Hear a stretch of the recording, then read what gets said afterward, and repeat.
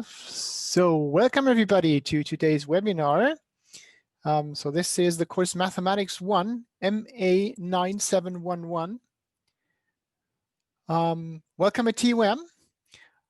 I hope you're looking forward to a somewhat challenging but also interesting semester. I know I'm looking forward to this semester. We did a similar thing in the last semester already, but still a lot of things are new for us. So let me first say, whenever there's anything that we can do better, whenever you have a suggestion you want to make, please don't hesitate to contact us. I'll go into details about how to contact us best in just a minute. For now, if you have any questions, there's a live chat running alongside this webinar. I've posted the link to the Zoom chat once again. So if you want to ask any questions, then please log into that live chat channel and you're welcome to post your questions there. The chat channel will be moderated and I'll make a few breaks during my presentation to take questions that you may have. Today's moderator is one of our tutors, Eileen Carson. Eileen, would you introduce yourself? Yes, so my name is Eileen. I'm a PhD working at TUM in math, and I'll be doing the exercise classes in this course and also help with the central exercises. So if you ask anything, then I'm the one that should advocate that question today. And please, if you ask in the Rocket chat and I answer by text, just give me like a thumbs up or something when your question was answered so that I know that it's finished. You're happy with the answer. Okay, so what we're going to do today is mostly a quick introduction. I'll give you an overview of the classes, of the class organization, and of course, I'll hopefully also answer any questions you may have about this class. So you should now be able to see my screen. I prepared some slides. All these slides will be available on Moodle right after this presentation here. So let's start by introducing the important people that you will meet in this class. You have already met me, but I haven't introduced myself yet. My name is Michael Ritter. I'm working at the math department at the chair of applied geometry and discrete mathematics. My main interests are in optimization, discrete and combinatorial optimization to be more precise.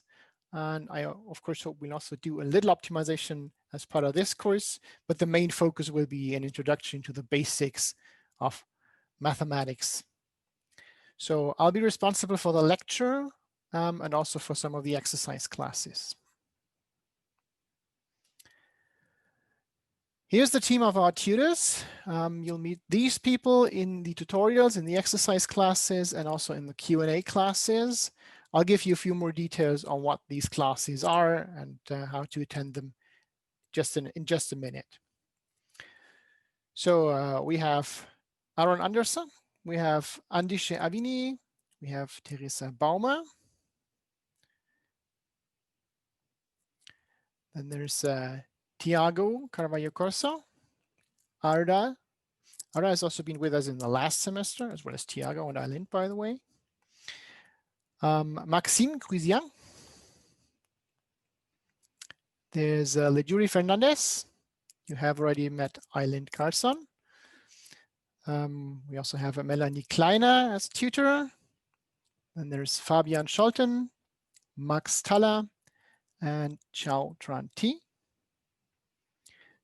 That's the tutors.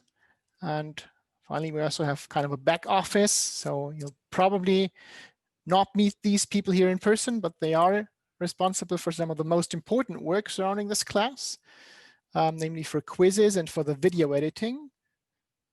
And that is Julius Meers. He's mainly doing the quizzes. Again, I'll give you a few more details on that later. And Jerome, he's doing the video editing. Let's talk about materials. So I hope most of you have found our Moodle page already. If you haven't, the link is down here. Basically, what you do is you just log into the Moodle course at www.moodle.tum.de. And once you log in, you should get an overview of your classes, of your Moodle courses. And if you are registered for this class on TUM Online, you will automatically be registered for the Moodle course already. So that will show up on your Moodle overview page. No need to note down this number here.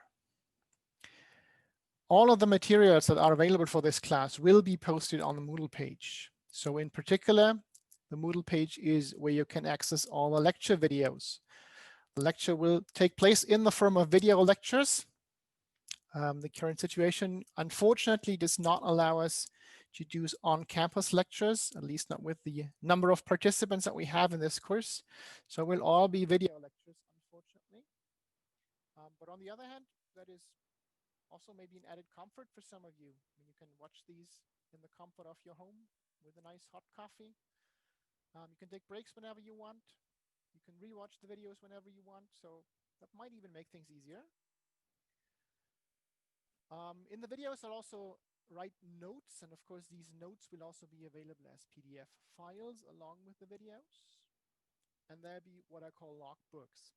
So basically, I'll publish a new set of videos each Monday morning. So you have a whole week to work through these videos. Misha, I'm sorry to interrupt, but your sound suddenly got a lot worse or very muted. Give me a second. Is Say, it better? yes, let me see. Let's see. Yeah, a little bit, but still A low. Just a minute, I need to find the setting here. Still low? Is it better now? Yes, better. Yeah, okay, yeah, that seems to happen. So my headset, I don't know, kind of crashes sometimes. So if that happens, just stop me anytime and I just need to unplug it and plug it back in and then it seems to work. I haven't been able to track down that problem. Okay, where was I? The logbooks. So each week there is a logbook that's basically a 1 or 2 page overview of the videos and the materials that we're going to cover in that week. So there's a list of videos, of topics, a quick introduction to give you an idea of what we are dealing with in that specific week, and also a list of things that you should know. So you can go through that list after you've watched the videos once again and see if all of these items somehow sound familiar. And if they don't, you might want to rewatch 1 or 2 of the videos. Along with the videos, I'm going to publish a problem sheet every week. A problem sheet has materials for you to practice. And the logbook also lists problems on that problem sheet that are a good fit to practice some of the topics. So for each topic or for each set of topics, there will also be a list of problems that you can work on to deepen your knowledge and to see if you've really understood the topic that I was trying to teach you in the videos. There'll also be quizzes. I'll talk about quizzes in just a minute. Of course, the Moodle page will also be used for any announcements that we have to make. So whenever anything happens, we'll announce that on the Moodle page. You are automatically subscribed to the news forum. And that means even if you don't log in to look at the news forum, you'll get an email, I guess, by the end of the day, if anything is posted on that forum. And apart from the news forum, there's also a discussion forum. So if you have any questions, feel free to post in that discussion forum and we'll try to help you then. Okay, so this is where you can find all of the course materials. I did already briefly talk about the problem sheet. That's one of these materials. Problem sheets are going to be available every Monday. And they will have 2 types of problems on them. There'll be the exercise class problems that are denoted by a C, like central exercise session. I'll discuss those during the central exercise session. Of course, you're welcome to take a look at them before, but I won't expect you to do that. So you should be able to follow the discussion in the central exercise session if you've watched the videos, if you prepared for the topics that are on the logbook, but you don't have to do the central exercise class problems beforehand. Those problems mainly are intended to give you an idea of how to approach a certain type of problem, to show you some of the difficulties that might arise and how to work around them. And the homework problems, denoted by an H, these are meant for you to study yourself. So the idea is that you work on the homework problems at home, preferably not alone if you can somehow manage to do that. Ideally, you would have a look at those alone first and then discuss the problems with 2 or 3 other students in your class, in your semester, to see if there are any other ideas or any ideas at all of how to approach these problems, to see you all got the same results or maybe what different results you would get and why, and also to discover mistakes that you will inevitably make. We all do, and that's how we learn. We'll also discuss these problems during hands-on classes. I'll give you more details on that in a minute. And to anticipate that question, solutions to the problem sheets will also be available at a later time. So usually I'll make solutions available once the discussion in the hands-on classes for a particular sheet is completed. Again, the idea is that you try to work on these problems yourself before you look at the solutions. So it's a good idea to get some practice for that. The exam will also not get you solutions right away. So that's why it's a good idea to practice without looking at the solutions first. Often things seem a lot easier once you know how to approach them.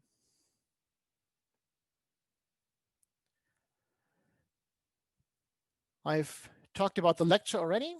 Again, new lecture videos are available every Monday on the Moodle page, or they will also be available on YouTube. There's a link on the Moodle page to the specific YouTube playlist that contains all the videos for a week. So if you'd rather access the videos on YouTube because you have a device that supports YouTube better, that's totally fine. The videos will be the same. Lecture notes will be available on Moodle page as well. And of course, you're welcome to take your own notes, or you're welcome to take those as a basis for your own notes, however you want to learn better here. And again, there's the logbook. So usually at the start of each week, you first take a look at the logbook to see what topics are going to be covered. And then you can make a plan of when you want to watch which videos and when you want to practice doing the problems on the problem sheet or reviewing the notes or whatever you do to learn best.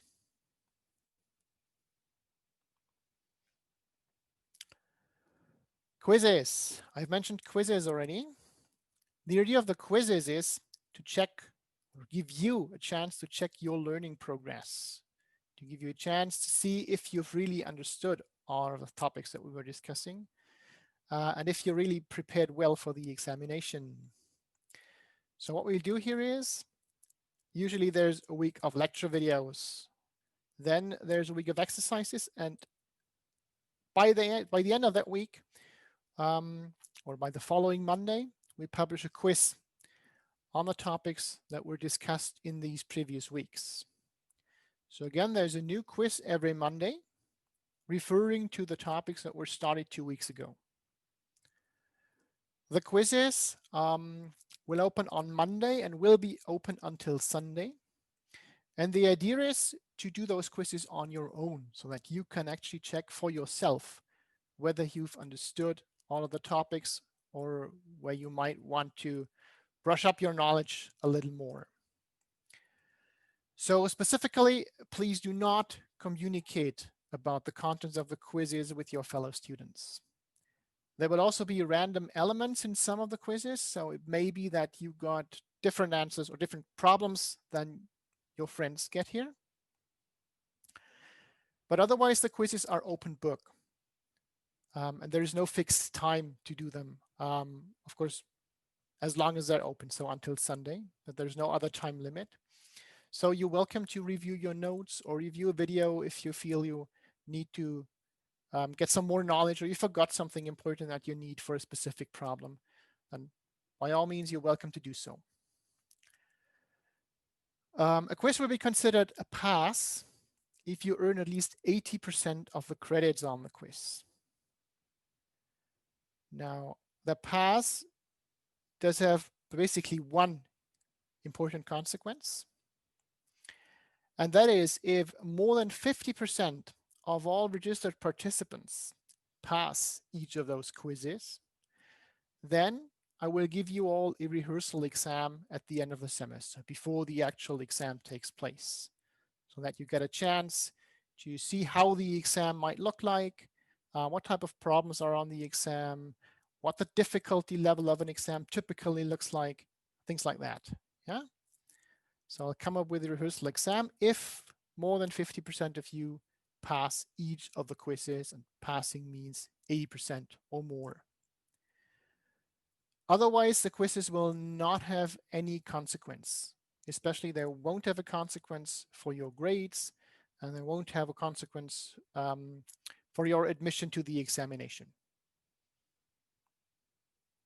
Okay, so if too many people fail the quiz, there will be no rehearsal exam, but otherwise, no negative consequences. Okay, so that's the material section. Before we go on to the next section, maybe there's some questions that you would like to ask. Yes, there are a few. So one question is, if it's recommended to do the homework exercises before the central exercise, or maybe even like the question is more what is the order? When should they do what? Also the homework. So basically that depends on how you best learn, I would say. The idea is to have a look at the homework while you learn, while you watch the videos. So when you watch a video and when you feel you're familiar with the topic, then have a look at the homework problems and see if you can figure those out. There are homework problems of varying difficulty. Some might be easier, some might be harder. You'll probably figure some out right away, and some might be more of a challenge. While you do that, maybe have a list ready where you can collect any questions that pop up. Then it's probably a good idea to bring that questions to the either to the central exercise session or to the hands-on session so that you can ask about those. If there's a specific question type where you feel you need a better idea of how to do this, and there's probably a corresponding central exercise problem to that, then of course you're also welcome to wait for the central exercises dealing with that problem first. And hopefully this will help you then deal with the more challenging homework problems. Okay, And I so hope that answers the question. I hope so. Please give me a thumbs up or something. And so the exercises on Monday will discuss which problem sheet. So the exercises on Monday will discuss the problem sheet of the previous week. So this week, for example, exercise sheet number 1 was published sometime in the morning. That will be discussed next Monday. And then about the quizzes, can they be retried multiple times, or is it one time only? I think it's one time only. It doesn't make a lot of sense otherwise, does it? Oh, and by the way, we will reopen the quizzes as the exam approaches. Yeah, so they will close after a week, but sometime in January we'll reopen all the quizzes for practice once again. You won't be able to collect any more credits then, but of course you'll have the quizzes available for practice if you want to practice for the exam. And then you can try them as many times as you want. So I think there's still some confusion. I saw a few more questions about the order of things. Sure. So maybe you can just go through a week, like post videos, and when should they do what? Okay, let me share my screen so I can make some notes here. Just a second.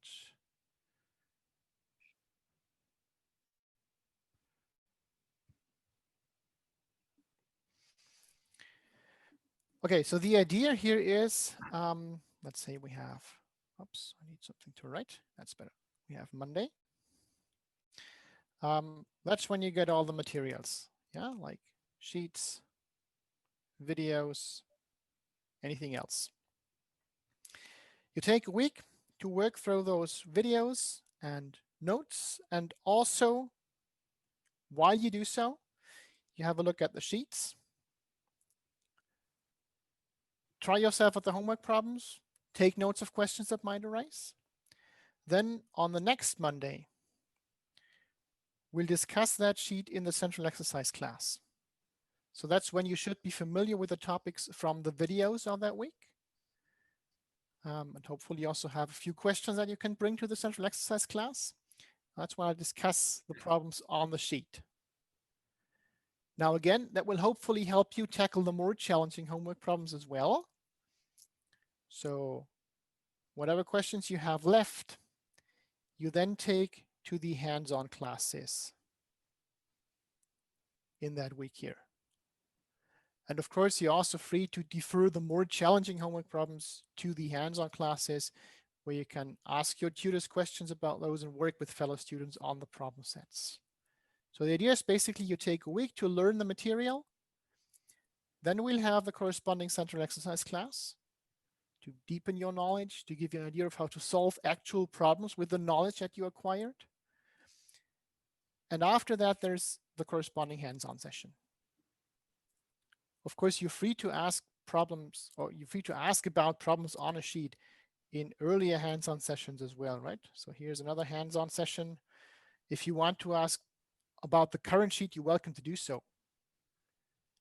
Basically, the order of doing things is up to you. So choose whatever you like best. That's just my recommendation here.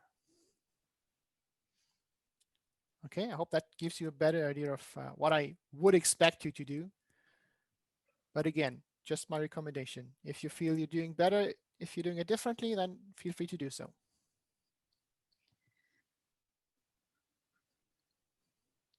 Yes. And also, if you're lagging behind and have questions from previous sheets, then feel free to ask them as well. That's not something to be embarrassed about. Like, we want to help you. Yeah, so basically the hands-on sessions, feel free to ask about anything that's on your mind. I'll come to that point in just a minute. Okay, there's like a boom of questions right now, but is there a time limit on the quiz? No, there's no time limit on the quiz, other than it closes on the following Sunday. So basically you have a week to do it. And do they get the result right after? Yes, you get the result right after. And I hope you don't use that to cheat.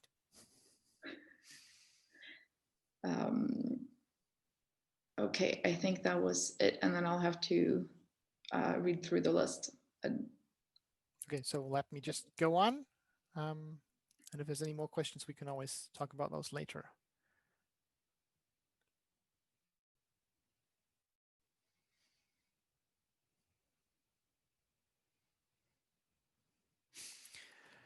Okay, so let's talk about the classes that we have. Basically, there's three kinds of classes. We've already talked about central exercise class. That's what we are doing right now. So central exercise class will happen every Monday at 1:15, and the intended time is 90 minutes.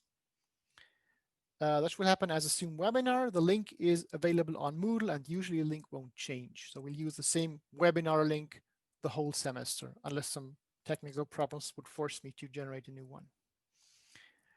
The notes that I'm taking during this central exercise class will of course also be made available. You will have access to those on the Moodle page after the central exercise classes when I upload them. And the central exercise classes will be recorded. So this class is also recorded. I'll make the video available later, usually sometime in the evening. As I said, the idea is to discuss central exercise problems and of course also to discuss any questions you might have about the current topics. So whenever you have any questions, feel free to post to the chat channel. Again, there'll be a live chat on the same channel that we're using right now. This one here. Oops. This one here. And those chat channel will usually be moderated as well. So there'll be a moderator like Eileen today who will take your questions, try to answer the easier ones right away. And then I'll try to answer the more complex ones live on air. Also, when you have any suggestions, anything you'd like to see discussed during the central exercise session, then feel free to post a suggestion to that channel sometime before, so I can possibly prepare something for that.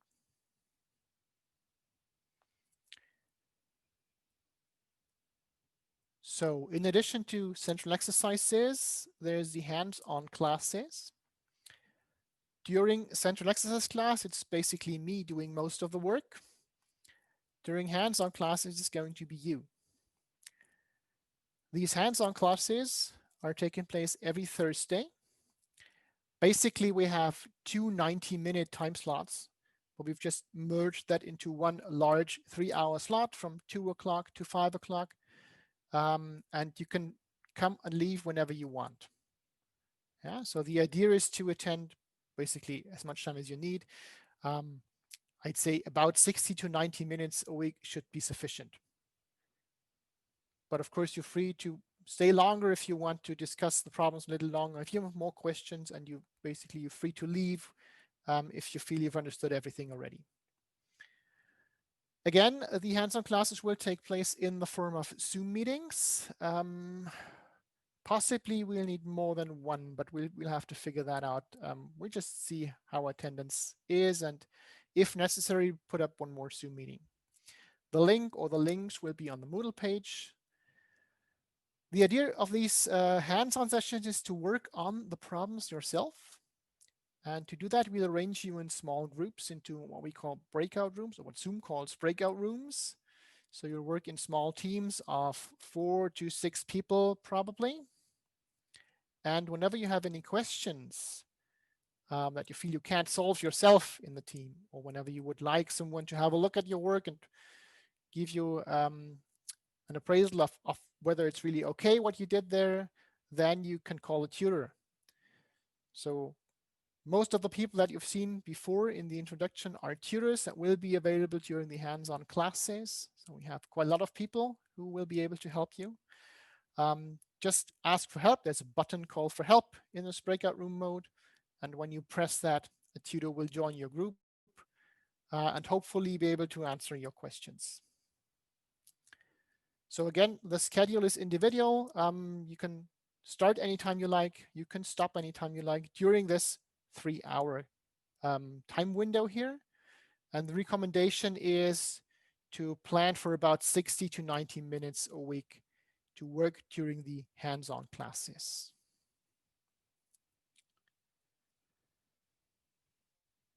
The last type of classes that we're offering is called Q&A sessions.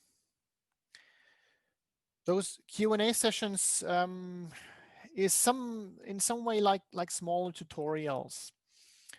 So we are offering 4 time slots a week for the Q&A sessions. Again, those will take place online, unfortunately. Again, we'll use Zoom for the meetings. Each of those time slots is 90 minutes, and the time slots will be limited to 20 or 25 participants each. We'll see how large the demand is here. You have to register to take part in these Q&A sessions. Registration will start hopefully tomorrow at 9 o'clock. I'm still figuring out some technical difficulties with Moodle. The registration will be on Moodle, and I hope I can start it tomorrow. If not, I'll post a message to the Moodle forum. And it will usually be for 3 or 4 weeks in advance. So you can register for one of the places, one of the time slots during that time period. And the idea here is that you have a small group with a tutor, especially for you, where you can bring your own questions and discuss those questions in that group meeting. Yeah, so in a much smaller meeting space than with the actual hands-on sessions. There's no fixed materials for the Q&A sessions. Basically, you're free to discuss whatever questions you have regarding the current topics, regarding past topics, or maybe regarding future topics. Bring whatever questions you have to those Q&A sessions. So I think that, that almost concludes the section about classes.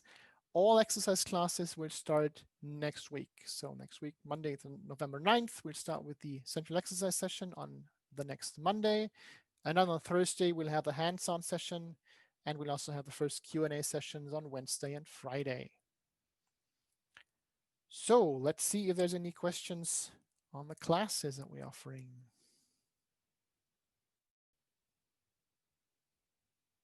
So I'm lagging a little bit behind with the amount of questions. But there was one about enrollment problems and the quizzes. Will they be taken away for everyone, or will there be a chance to do them later if you have problems getting enrolled? So if you have problems getting enrolled in the Moodle course, I'm guessing? Yes, I think so, or a TUM in general. So in case you're not yet enrolled at TUM, just please write me a quick message. As long as you already have a TUM Online account, and you should have because you needed that for the application process, then I should be able to activate you on the Moodle course, even though you may not be properly registered as a student yet. So that shouldn't be a problem. And then there were many questions about hands-on exercises versus tutorial versus exercise class. Mm-hmm. And it's the same thing. Yes, on Thursday evening. Yeah, it basically is. So in the classes on Thursday, the hands-on sessions, the idea is that you work in a small group on the problems, and whenever you have any questions, a tutor will be able to help you, hopefully. In the Q&A sessions, the group is a little larger. The idea is to bring questions that you have already prepared, and then a tutor will hopefully be able to explain things. So not as much discussion as in the hands-on sessions, at least not among yourselves. Maybe with a tutor, not among yourselves. And then there's been a few questions about whether we start this week or not with the Thursday tutorials. No tutorials this week. We'll start with the tutorials next week. So the Thursday tutorials and the Q&As will start next week, not this week. And then there's a question about the Q&As being recorded, or if everything is being recorded. So maybe it makes sense to give the distinction. So the central exercise classes will be recorded. I said that already. The hands-on sessions will not be recorded. That doesn't make a lot of sense. The Q&As will also not be recorded. So that's kind of a private space to ask questions. And then there's a question about registering for the Q&As. If you register, do you have to come? Do you have to register every week? You don't have to register at all. So if you don't want to come, you don't need to. Those are totally optional. By the way, all our tutorials are totally optional. You don't have to come. If you feel you're better off not attending a tutorial, that's fine. I don't think it's a good idea, but I can't force you to do anything.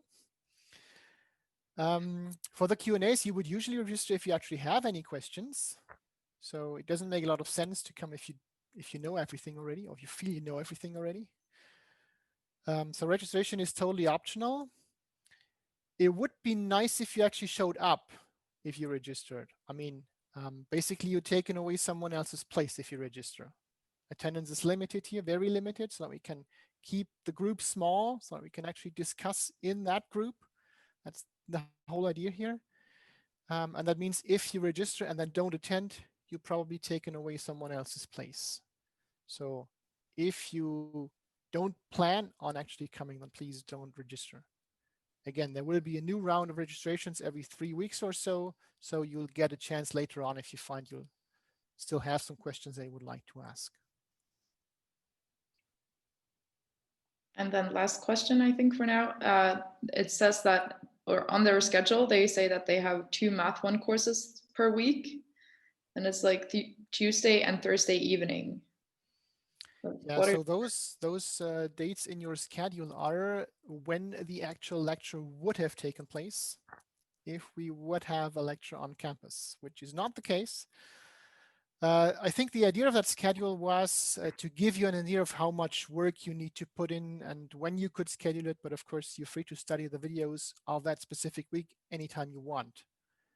My advice is to do it sometime during the week, of course, but you don't have to stick to those specific times. And where do they register for the Q&A? The registration will be on the Moodle page. I'll post details about that as soon as I have them. Again, I'm working on the technical problem, and I hope Moodle support is quick to answer. But as soon as I have all the details, I'll let you know. Okay, I think we'll cap it at that, and then I'll save up more. Okay. I can see there are 2 hands raised. So if you have any questions, then please post those to our chat channel. I've posted the link to the chat channel in the Zoom chat once again. You're free to ask your questions there, and we'll try to answer them. Okay, let's go on to the next section,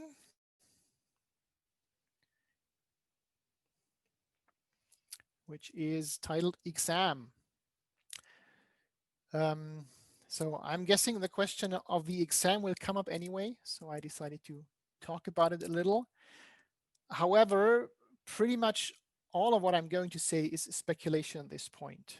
Yeah, so this here is the reason why I can't really say a lot about how the exam is going to look like. I'll try to sketch a few options that we may have, and I'm hoping that at least one of those will work out. But a lot of that is currently unsure, still in flow. We'll just have to see how the situation develops until examination time comes up. And I hope I can give you all the details sometime in January then, so that you actually know how to prepare for the exam. A few things that are common for all of the options. The exam will be in English. That course is an English one, so the exam will also be in English. But we will also accept answers in German or any somehow understandable mix of the languages English and German. So if you prefer to answer in German, that's fine. For the examination, prior registration is required. There'll be an exam registration on TUM Online. Usually registration opens sometime mid-November. I'm not quite sure if that will be possible this semester. Maybe it'll be a week later or so. But once registration starts, I'll let you know on the Moodle page. So if you want to take the exam, you have to register for that. And just to make sure you understood that, the exam registration is not the same as registration for the course. So if you registered for the course, and I trust you all did, otherwise you wouldn't have found that link, that does not mean you're registered for the exam yet. That registration is a separate thing. Again, I'll let you know when the exam registration starts and also let you know the deadline. That's usually sometime mid-January. The exam will take place right after the semester. I don't have a date yet, but probably sometime in the second half of February. There'll be a retake exam. So in case you fail the first attempt, you can take the retake exam. The idea is to have that at the end of the semester break. So usually the summer semester starts sometime in mid-April or so. So the retakes would usually take place by the end of March or the beginning of April, depending on when Easter is. There's no retake of this examination in the coming semester. Yeah, so there's this first attempt in February, then the retake in March or April, and the next possibility to take this exam would then be after the following winter term. There's no Math 1 exam in summer. There's a Math 2 exam if you want to do that. And one more thing about the retake, you can only do the retake if you did not pass the exam yet. So once you passed, the grade is fixed. You can't get a better grade by doing the retake. And also you don't have to actively fail the exam to do the retake. So if you just don't attend or don't register for the first attempt, that's totally fine. You can register only for the retake if you want to do that. So here's two options that I could imagine. But again, I don't really know which of these we can choose. And maybe it won't be one of these. Maybe it will be a mix or something entirely different. I hope I can give you the details in January when we see how the situation unfolds. So of course there is the on-campus option. That's more or less the traditional way that we did exams before the virus hit. That would mean we have a written exam. The exam will be 90 minutes. And in the case of an on-campus exam, it would be closed book. So that means you don't get to take any books. You don't get to take any notes or anything else. You basically have to know most of the things that you need for exam by heart. There's one exception, and that is you would be allowed to bring an individual formula sheet. If we're going for that option, I'll give you all the details on that formula sheet later on. Basically, the idea is that is a handwritten sheet of DIN A4 format, and you could use front side and back side. And as long as it's handwritten, you're welcome to write down anything you want. Okay, that's the idea of that individual formula sheet. Whatever helps you, whatever you can't learn by heart or just want some aid to remember it better, you're free to put on that sheet.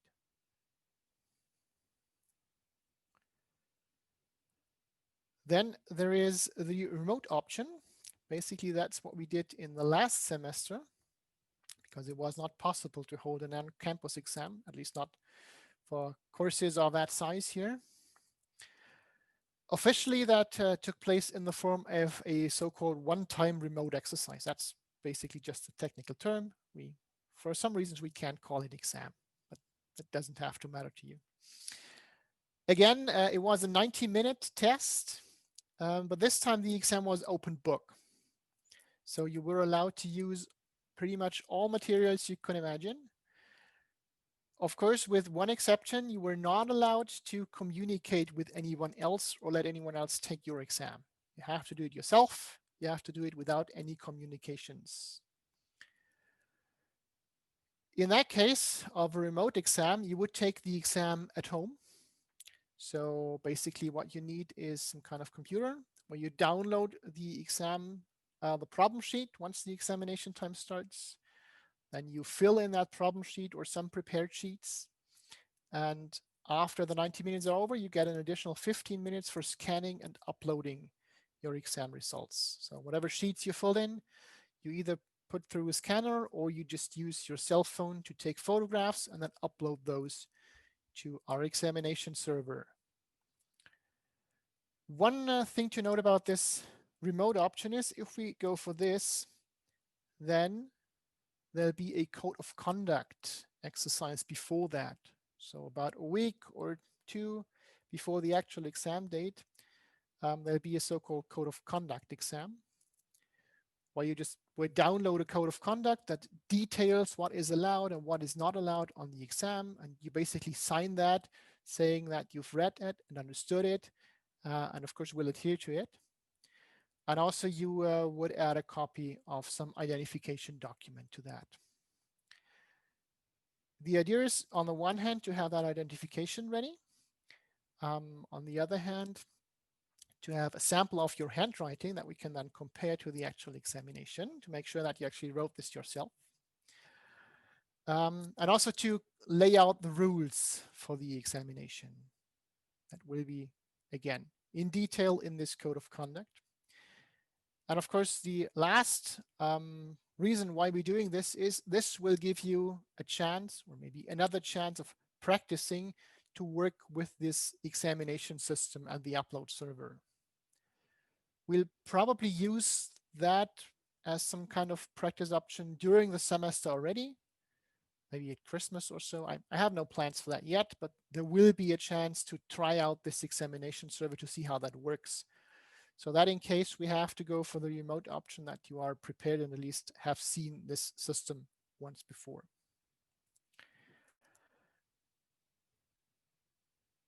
Okay, again, I don't have the details yet, and it'll probably be January or so before I have all the details. It will hopefully be one of those options, but maybe we'll also have to come up with something else. I guess we all don't know how the current situation will evolve, and we'll have to adapt somehow and make the best of that situation. I'll give you more details on the examination as soon as I know it. So, any questions about that? Yes, lots of questions. Okay, let's see. Where do we start? What kind of calculators can they use on the exam?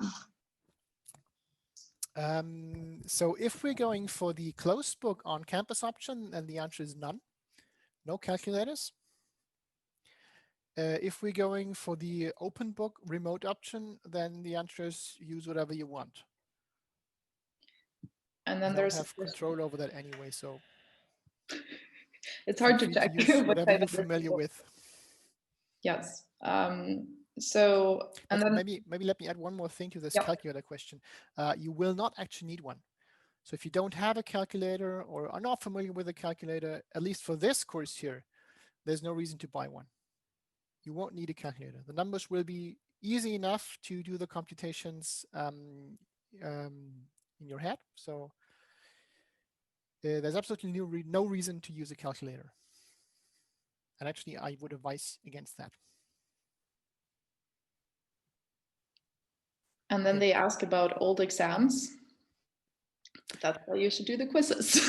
Yeah, that's why you should do the quizzes. Yeah, so most exam questions will probably be similar to the quiz questions, and of course also to the questions on the problem sheets. That's a good guideline for the examination questions.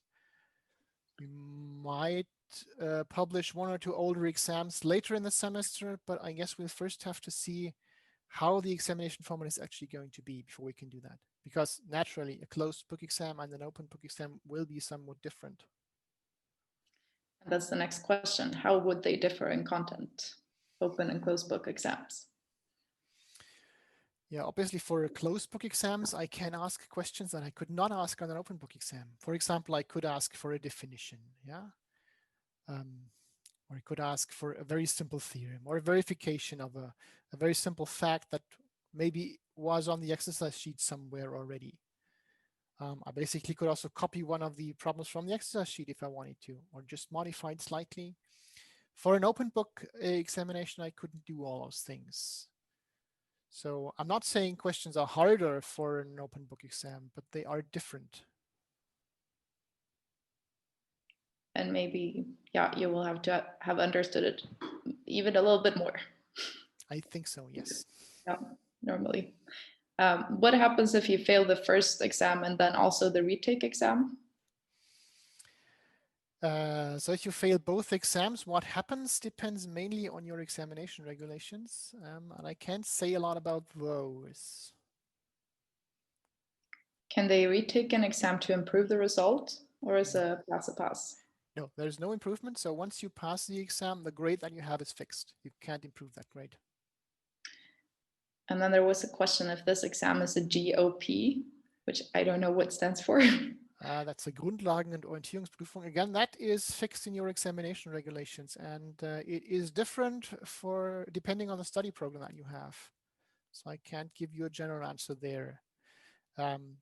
Your best guess here is to actually read your examination regulations. They're interesting read. I recommend you do that sometime. Or if you're too lazy to do that, yeah, I'll just ask your student advisor. He or she should know that.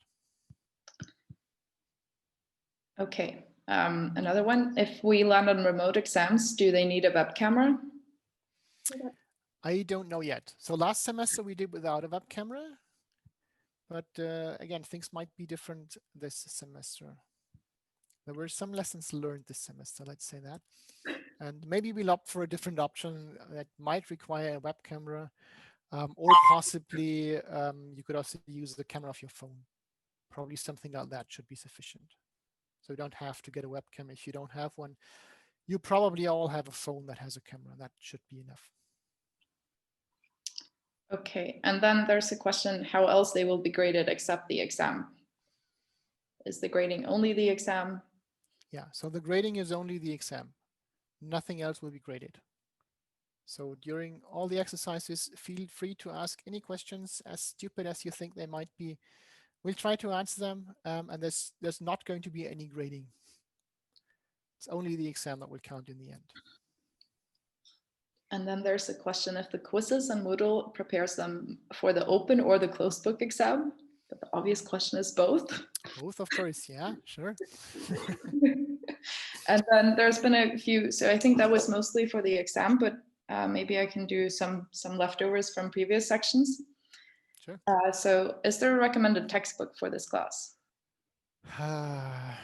There's not one recommended textbook that is a great fit for that class, unfortunately.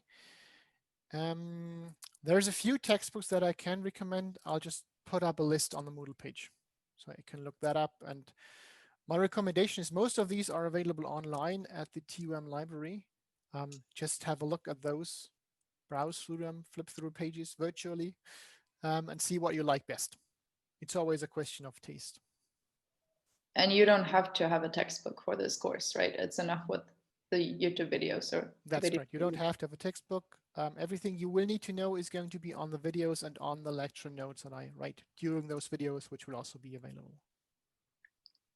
And then there's been many questions about registering for the tutorials on Thursday. So for the tutorials on Thursdays, you don't have to register at all.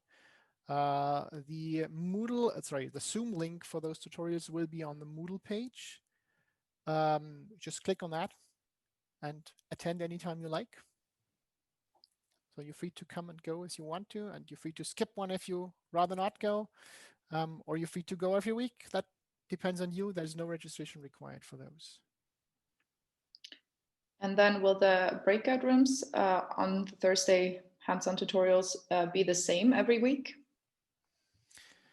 So the idea currently is that we generate the breakout rooms on a random basis for the first 2 or 3 weeks so that you get a chance to meet new people and see who you like and who you can work with best.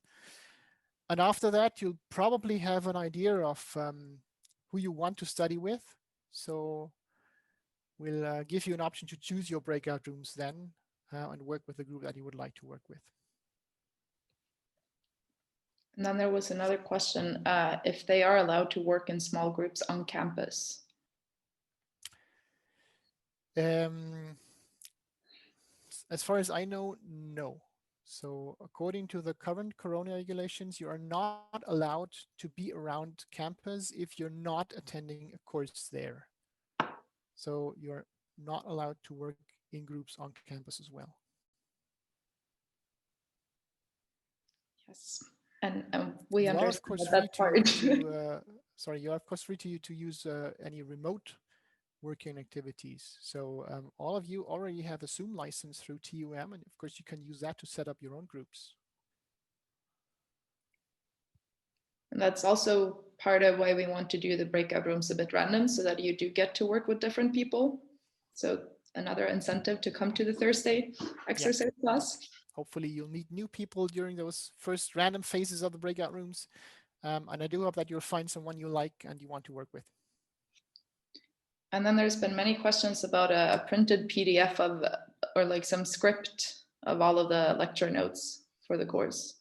So there is no such thing currently. I don't have a printed PDF that I could share with you.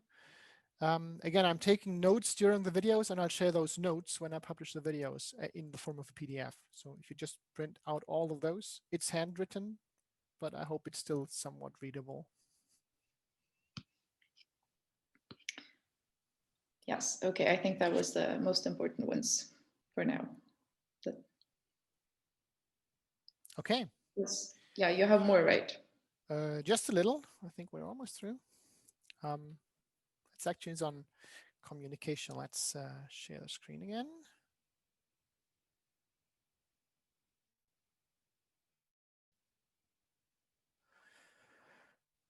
So basically just a summary of the communication channels that we have set up for this course. As we cannot meet in person, of course, online communication is much more important for this course than it used to be. You have already found the chat channels, hopefully. We have basically 2 channels set up at chat.tum.de. If you haven't done so, you can log in there with your TUM Online credentials. And the 2 channels we have is first this one here, MA9711 CE. That's the one that you're hopefully using right now. That's intended for the central exercise class, mostly for questions during the central exercise class, but of course you can also post suggestions. And if you want me to discuss some specific topic during the next central exercise class, feel free to post a suggestion to that channel beforehand. For any other questions, there's this general channel here. And basically you can use that to ask anything around the lecture, around the topics that we discuss. You can also use that to discuss among yourselves if you want to. Basically no restrictions as long as it's legal for posting on that channel. I mentioned the forum on Moodle already, so if you feel the forum is better suited for your questions than the chat channels, feel free to use that as well. The upside of the forum is it might be a little more organized, and it's easier to also post mathematical expressions on the forum. The chat also has limited math capacities, but the forum is a little better in that way. So for quick questions, the chat is probably preferable. For longer questions, maybe you want to use the forum, but that's mostly up to you. Whatever you prefer is fine. And one more thing I didn't mention yet is we also have an anonymous feedback section on Moodle. So if you feel there's something that you'd like to say, a suggestion you'd like to make, but you don't want to do that in person and maybe not in front of other students, then feel free to use that anonymous feedback channel. Only I and the other tutors will be able to read that. And of course, we won't be able to assign a name or an account to that feedback. So Moodle will all hide that from us. So basically, that's how you can get in touch if you have any questions. One more thing I'd like to mention is please do not use email. I'm usually getting a lot of emails, and I just can't possibly answer all of these emails if you are but resort to writing emails. The one exception, of course, is for any confidential matters. So anything you don't want to post publicly on chat or on the Moodle forums, you can also write me an email. I already mentioned the Moodle forum and the chat channels, the CE channel as well.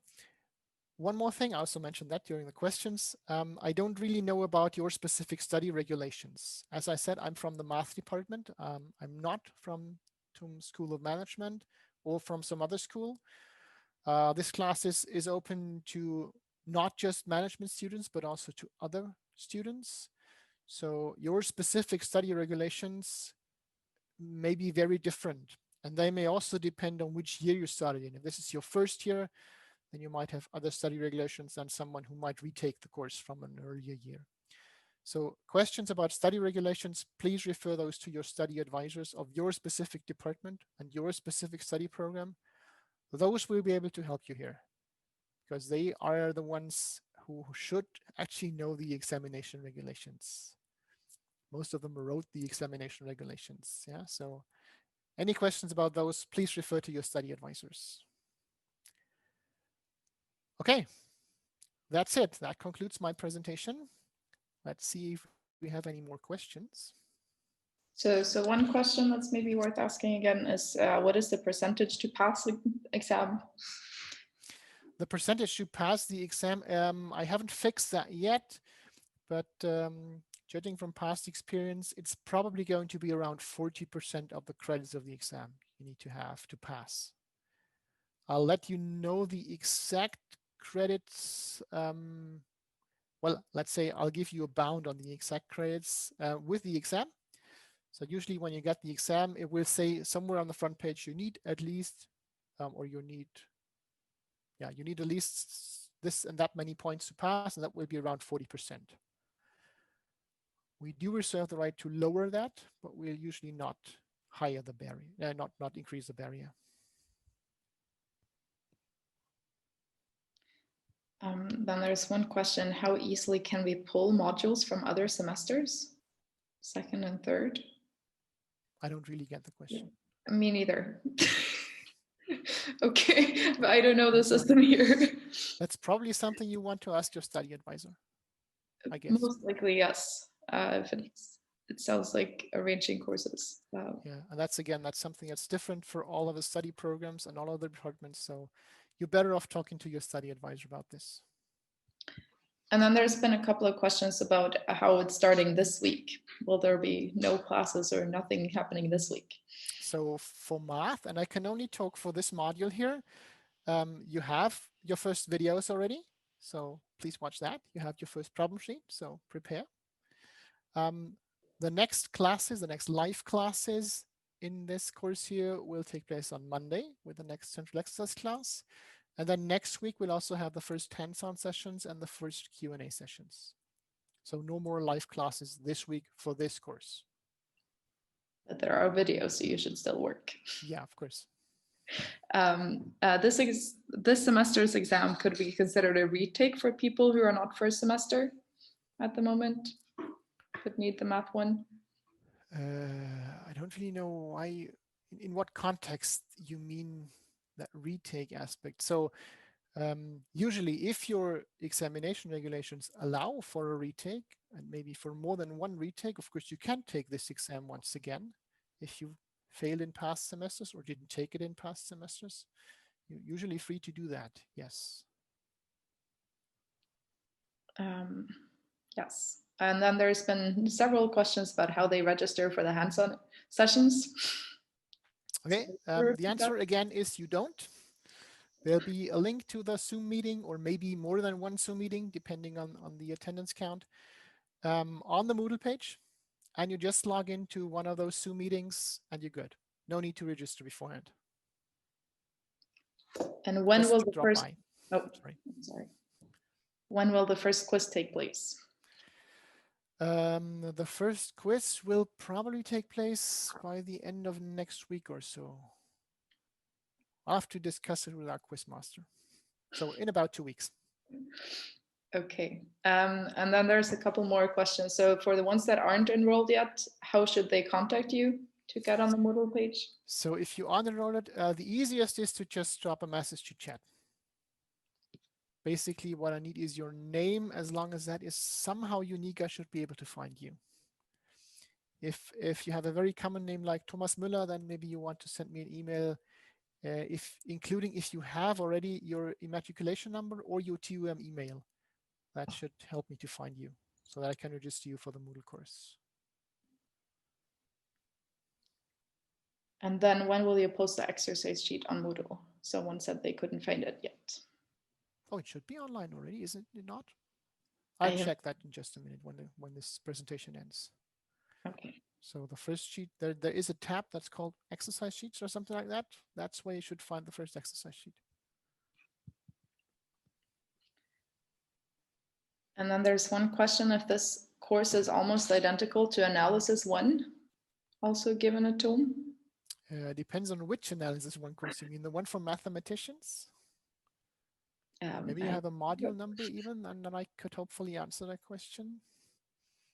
Because there's also analysis courses for electrical engineering and I think for computer science and maybe more.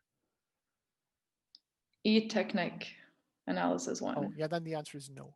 No, this is not very similar. So this course is a basic math course that will cover basically all of mathematics, at least the basic mathematics. So we do, in the first half of the semester, we mostly do linear algebra. In the second half, we mostly do one-dimensional analysis. For the electrical engineering students, there's 2 courses. They have an analysis course and a linear algebra course, which we usually run in parallel and go a lot deeper into both topics. They also have more hours than we have here. So if you're actually studying electrical engineering, please do take those courses. This exam will not count for you. How many hours should they spend a week on this course? How many hours should you spend? That's a hard question to answer, actually.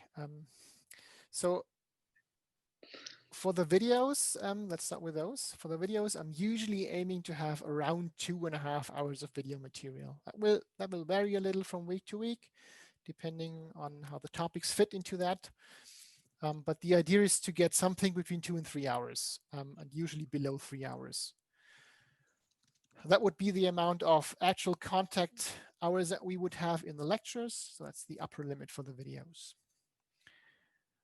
Of course, you need the time to watch the videos.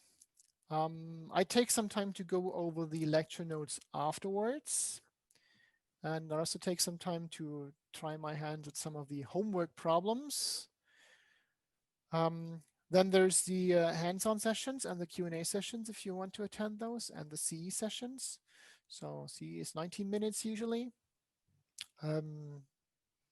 Hands-on and QA, let's say combined another 19 minutes. So that's about 6 hours of contact hours, more or less. And then of course you have to study on your own. You go through the notes, you try to do the homework problems, you maybe have a look at the CE problems as well, depending on how far you get there with the homework problems. And of course you have to recap. So once you're leaving the CE sessions or the tutorials, you probably want to go through your notes once again to make sure you understood everything and maybe discover some mistakes that you may have made there. So I would add at least the same amount of hours for self-study that you have as contact hours. So math, especially math, is one of the subjects that you don't learn by just listening to videos. You only learn that by getting your hands dirty. That means you have to take some time to actually get your hands dirty, to actually work on problems and make mistakes. The best way to learn mathematics is making a lot of mistakes and then learning the right way to do it. And that does take time. Okay, next question. Will there be some kind of translation to German for the exam? I'm not going to commit to that yet, but probably yes. So probably there will be some kind of translation aid, meaning I'm going to provide a translated version of the problem statements, or at least the most important part of the problem statements. But the official version will be the English one if in doubt. So I'm not guaranteeing correctness of my translations. How many ECTS is this course or the exam? Ooh, I think it's 6, but I don't really know. Do you remember? No, I don't. I think it should be on the module handbook. So just search Tom online for the module handbook. The number is MA9711. You should easily find that. And I think it's 6 ECTS credits. Okay, and once again, how does the points with the quizzes work with the exam? I think it should be repeated. The points with the quiz is? Yeah. Do Not they at get all. points for the So exam then? you do get points for the quizzes. And again, the quiz will be considered a pass if you get at least 80% of the points that you could have earned. And if more than 50% of all registered participants on Moodle pass each of the quizzes, then I'm going to provide you a rehearsal exam. There is no grade bonus, and the quizzes do not count towards the actual exam. Yeah, so this is only relevant for the question. Of course, if you learned anything, yeah, you should be able to see that on the number of credits that you get, and for the question of whether you get a rehearsal exam or not. The quizzes do not have any kind of influence on the actual exam. So the grade that you get for the course only depends on the final exam. There's nothing else. I hope that answers the question. I think Again. so. Can they answer the exam in German? Yes, German answers are fine. And then I think, of course, as long as we understand what you mean. So you'd have to know the right technical terms in German. and please rate so that we can understand it. Yeah, that would be It's great. very sad when it's just not understandable. And then I think, again, we need to repeat the slots on Tuesday and Thursday and how that works, because so the one they have in their schedule. Okay, so on you probably received a schedule from the School of Management, and that has 2 slots for the lecture on Tuesday and Thursday, sometime in the afternoon. I don't really remember the times, 3 to 5 or so. What are 2 to something? That's when the actual on-campus lecture used to take place in the past years. There is no on-campus lecture this year. Instead, I will be publishing a bunch of videos every Monday morning. And the idea of that schedule is to give you an idea of how much work you should put into each subject and when you could schedule it, but take that as a suggestion. So these 2 time slots, there is no live presentation during these 2 time slots, right? You just have the videos and you watch those videos during the week whenever you want. You can either stick to that schedule or you can make up your own schedule for the videos. So there will be no live presentation during these lecture slots there. Only live presentations you will get is on Monday, 1:15 to 2:45. So this live presentation here basically will be repeated every Monday with different contents. And then is the hands-on and the Q&A sessions. And those will take place on Q&A sessions on Wednesday and Friday morning. Those should also be in the schedule, I hope. And the hands-on, which should also be in the schedule, is on Thursday afternoon, 2 o'clock to 5 o'clock. Those times are also all on the Moodle page. So if in doubt, just look it up there. Yes. Does only the result or also the approach of a problem count in the exam? That depends a little on the question that I'm asking. So there might be questions where I only want to see the result, and then of course only the result will count. And there will be problems where I want to see the development, the way of thinking, your computations, reasoning, and then of course this will also count. So if you make a slight mistake, but basically your reasoning is right, of course we have to deduct a few points, but you'll still get some. If only the result is counted, then a wrong result usually means no credits. The problem statement will always explicitly state what I want. So it will either say, please just write down the result, no justification is required, or it will say something like, document your solution approach, or give a reason for your answer, or justify your answer. And that means I also want to get justifications or computations. I want to see how you get your answer. And obviously, in an open book setting, there will be more questions of this last kind compared to a closed book setting. Then there's another question about the time slots for the Q&A, if you can repeat it. So the time slots for the Q&A, those will take place on Wednesdays and Fridays. On both days, we'll have 2 time slots, one from 8 o'clock to 9:30 and one from 9:45 to 11:15. Registration is required for one specific time slot. And again, those time slots will be available for registration on Moodle, hopefully tomorrow morning. Again, I have currently technical problems with Moodle about that.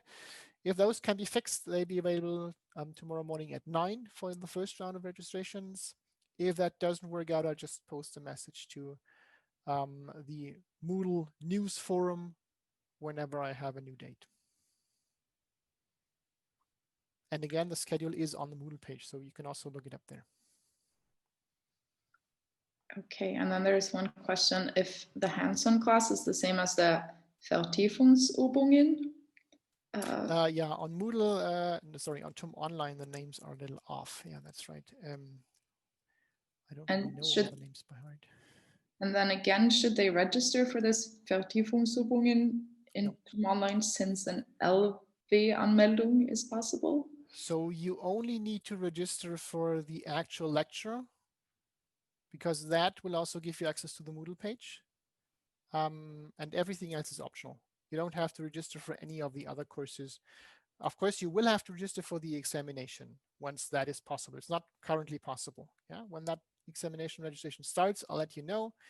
But basically, it's just the actual course for the Moodle registration and the exam later on. You don't have to register for any of the other courses on Moodle. So the Vertiefungsübungen, that is the hands-on sessions. Und die Übung, die da, the course titled Übung, is the central exercise session. And again, no need to register to either of those. You just click on the Zoom link and you attend. Yes, then how important is it that you took the pre-course mathematics? Not that important. It would actually be nice. It makes it easier to start your studies here, and it will probably make the first round of videos this week not so important. But we'll probably go further and deeper very soon. So it doesn't really matter if you had no time to take the pre-course mathematics. You probably got to meet some nice people there. But content-wise, it's not that important. It will give you a head start, but that's it. Will we use MATLAB? No, we won't use MATLAB. Yes, and is it possible to contact the professor to get all scripts of this semester and then you can print it on your own? Again, whatever scripts I have are the handwritten materials that I produced during video recording. Those will be put online on the Moodle page together with the videos. Just click on the video page, you'll find the links to the PDFs there. And of course, you're free to print those. There's no other script that I have, so I can't make anything else available to you. And then there is one question about a course called Supplementary Material Mathematics, but I assume that depends on which program you're doing. I would have assumed that would have been deleted from Moodle, sorry, from online, but apparently it wasn't totally deleted. So if you discover this course, Supplementary Materials, for this class here, that does not take place this semester. Basically, we replaced this by the Q&A sessions.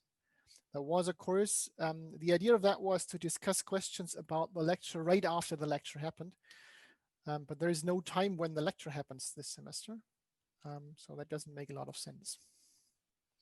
So instead, if you want to ask about the lecture and want to go through the lecture materials once again, feel free to attend the Q&As. They serve as kind of a replacement for that course. And how quick can they get the exam results? I have no idea. So that depends a lot on when the exam is happening and in what form it is happening and what correctors I get and what other duties those correctors might have.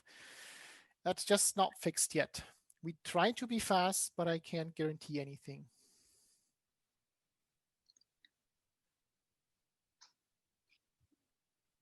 Okay, so that was it, I think, for now, but there are a couple of people.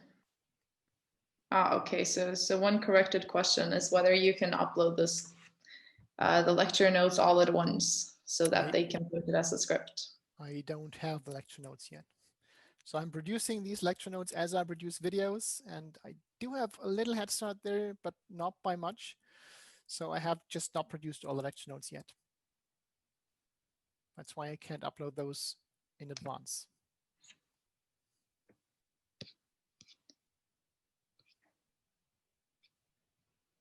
Okay. Should we wait around for the last questions, or should we, what do we do now? Still typing? There's a couple of people. Where can we find the date of the exam? I don't have the date yet. When I have it, I'll publish it on the Moodle page, and it will also be on TOM Online. So when registration starts, the exams will all be published with their dates.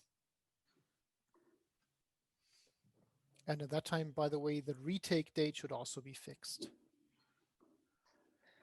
But maybe a word of warning about the dates. So just in case we do plan for an on-campus examination, don't be too sure, but don't be too confident about the dates. They might change on short notice, as happened last semester. So we thought we had the date fixed, and then for the first exam, a storm happened, and the first exam had to be postponed by about 2 weeks. And for the retake, that was also fixed. A pandemic happened, and that had to be delayed by a few months. So I wouldn't be too sure about dates this semester. Okay, and then there was a question why you do the lecture notes with black and with white background. That was both at the same time. I'm not quite sure about that question. So the lecture notes are available in two forms usually. One has white background for those who want to print the lecture notes. One has black background. That's the way I write them, basically because I find watching a video with black background is easier on the eyes. And I'll make both PDF forms available. So the content is the same. The only difference is in the white one, I remove the black background before I publish it. Why are there two groups on TOM Online for the tutorials?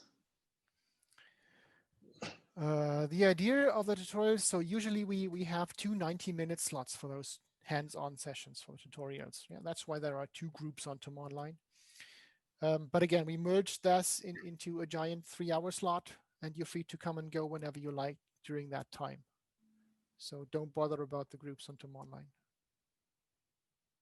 And again, you don't have to register for those classes on TOM Online. You just attend.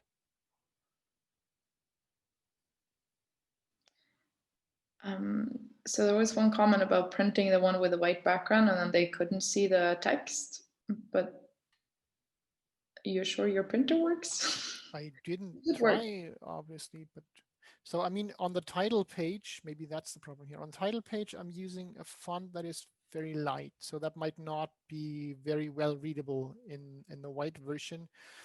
But for the rest, that should work better. And the title page is not important. It just contains the number, basically. Again, oh, did you want to say more? Sorry, no. Okay, will the tutorials be recorded? No, the tutorials will not be recorded. The tutorials are mostly you doing work, and I'm not recording you working. And I'm not going to publish it if I would. No.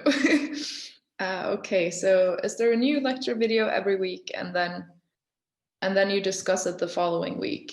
I think again this order is a bit confusing. Yeah, so again, there's a bunch of new lecture videos every Monday morning together with the corresponding problem sheet and the corresponding logbook that gives you an overview of those topics. The problems on that sheet will then be discussed on the following Monday in the central exercise session. And for the other problems or for whatever questions you have during working through the material, feel free to ask any time. The idea is to take 1 week to work through materials and then ask in the following week. But of course, if you have any questions during that week that you want to ask during the hands-on, feel free to do that. The tutors should be prepared for the current sheet as well.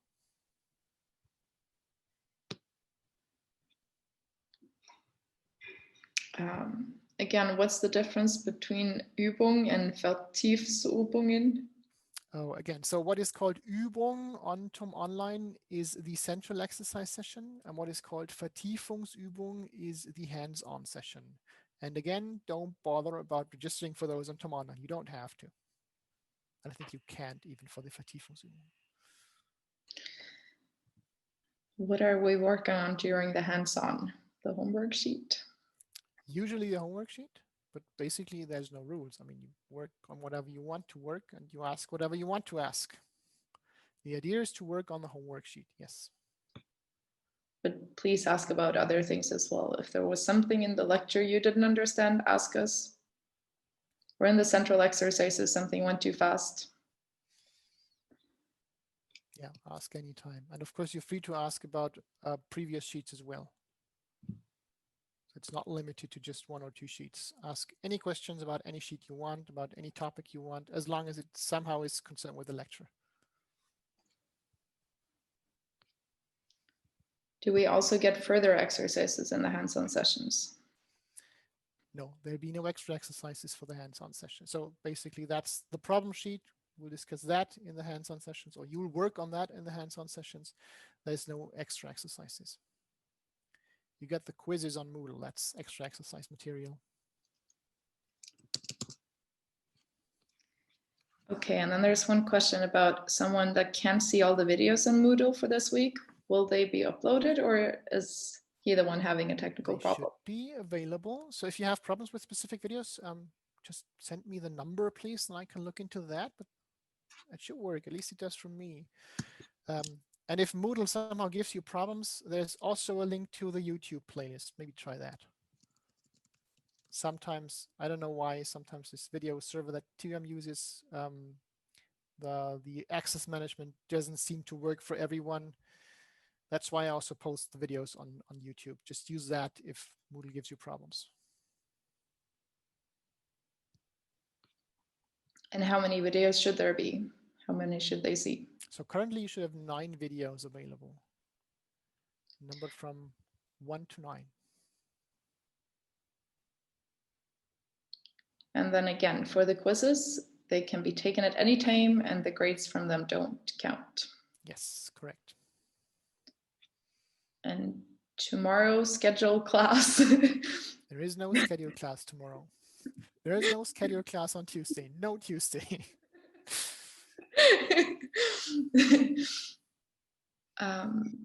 No, there will be no more new information provided now, or I think so.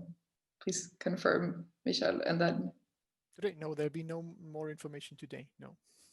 So if you feel like you have all your questions answered, you're free to log out. Free to leave. Have a nice day, and I'll hopefully see you next week. Do we have any more questions? Yeah, so there was a comment about the videos not showing in Safari, but Chrome works better. So yeah, I've had problems with Safari as well. I'm usually switching to Chrome when that happens. And that seems to work well. But again, you can also use YouTube. The videos are the same. I just upload them in 2 different places.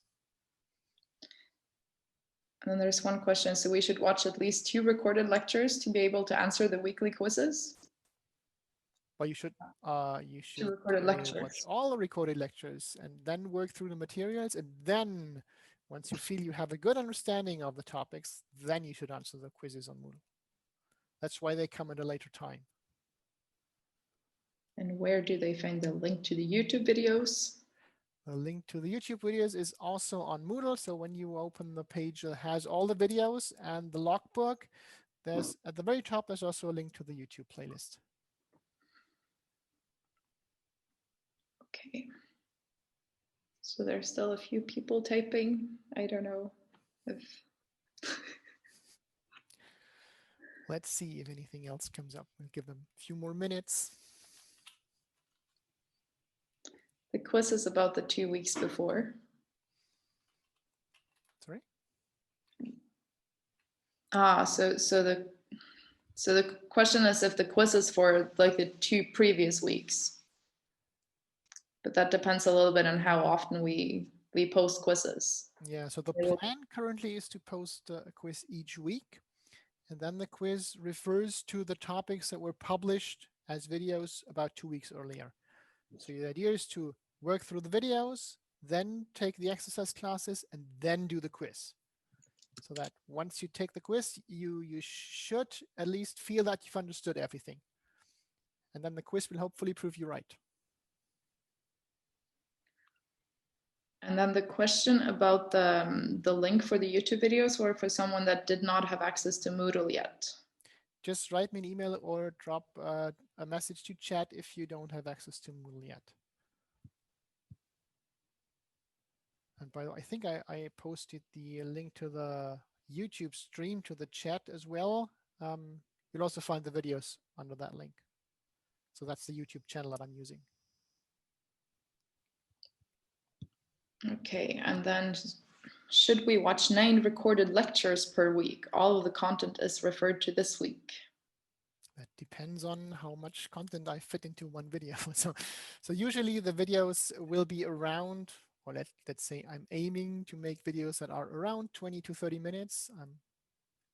Maybe shorter, but I usually don't manage to make them shorter. The whole material for a week is usually around 2.5 hours. And I'll try to split that in as many videos as I find suitable. So basically one video deals with a single topic, hopefully, that's the idea. So you have a short to the point video, and then you can structure your video schedule whichever way you like. Usually you get around 2.5 hours of new materials each week. How many videos those are will depend on the topics and how I structure them.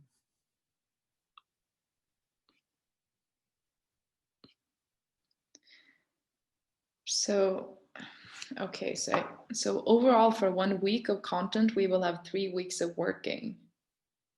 And that's not correct. I don't really understand that. No, so, and then it was listed with videos, exercises, and quiz, but that's not correct. You do all of them at the same time. There are videos every week, hands-on tutorials every week, and also central exercises every week. That's correct, yes. So please ask again if you did not understand, and we'll clarify. Hopefully. Okay, so the question was, yes, but any 1 week of content will stretch over 3 weeks. That depends on how you stretch it. I mean, you're free to watch all the videos on Monday, then ask your questions during that week, and then the central exercise on the coming Monday will be the last thing you hear about that topic. Yeah, so that all depends on how you structure it. Okay, because the quiz will be open 2 weeks later. I think that's... The quiz will be open 2 weeks later, that's right. Yeah, basically to give all the others who maybe are on a different schedule the chance to catch up.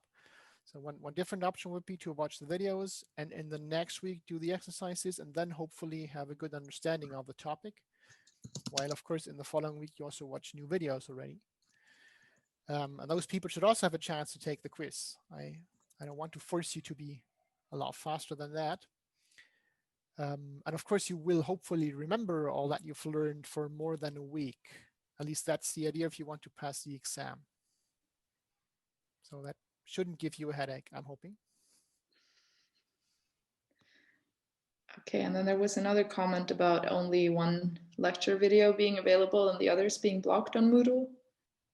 I don't know. Again, drop me a message to chat. I'll investigate that later. I currently can't access Moodle. And again, there's a YouTube link. If Moodle gives you problems, try the YouTube link. That should work. At least I haven't received any complaints about that yet. He's using Safari, so maybe try using Chrome instead. Yeah, maybe I try using Chrome or Firefox. That usually also works. For some reason, this video server rights management doesn't work well with Safari sometimes. Sometimes it does, sometimes it doesn't. I've complained about that already. Okay, so that was the thanks. And now I have no one typing, so I guess. Okay, great. So I guess we can wrap it up for today then. Yeah, so thanks, Alan, for moderating. And thank you all for attending and asking so many questions. I hope we clarified the confusion a little. If there's any more questions left, feel free to just ask them on the chat channels or on the Moodle forum or maybe next week. And I'll see you all next Monday in the next central exercise session. We will then discuss problem sheet number 1. So I'll see you then. Bye.